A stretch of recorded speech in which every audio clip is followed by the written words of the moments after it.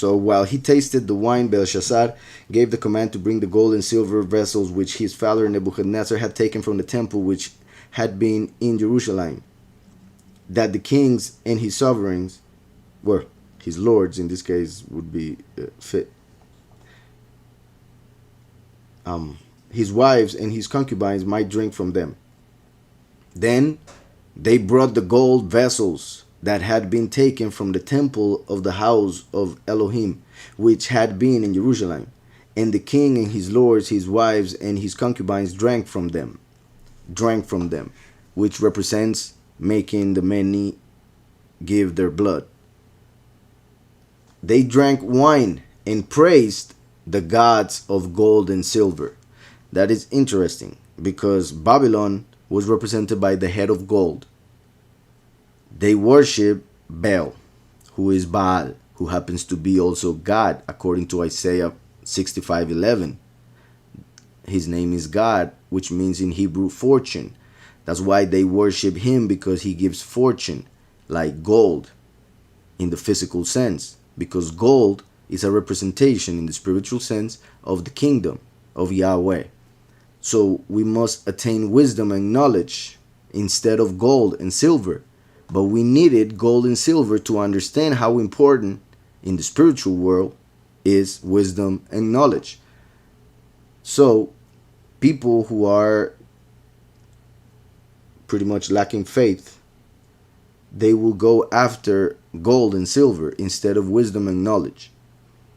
Those who are looking for the Father Almighty, the truth, and have faith, they will eventually, or obviously immediately, understand that wisdom and knowledge is more valuable than gold and silver, as it is written. So we see here that Belshazzar represents the beast. He worships Baal, which is in English the Lord. And I'm just putting the picture so that we can see how nowadays that could go on, and everybody would think that that is a good thing because he's worshiping the Lord. So Belshazzar, worshiping the Lord, king of the world, brings the vessels as the many to drink wine from them, basically spill their blood. And those are the vessels of gold, as in the vessels that will enter the kingdom by being justified, but at the same time they will have to die because they have been worshiping those same idols that Belshazzar worships, the Lord, the God of gold, fortune, God. That's why Yahushua told us you cannot worship two Elohim, because you will hate one and love the other. You cannot worship Yahweh and God, which in Greek was Mammon, and in English fortune, but in Hebrew God, which is amazing how people nowadays call God the Lord and worship that, not understanding that they are actually referring to the enemy.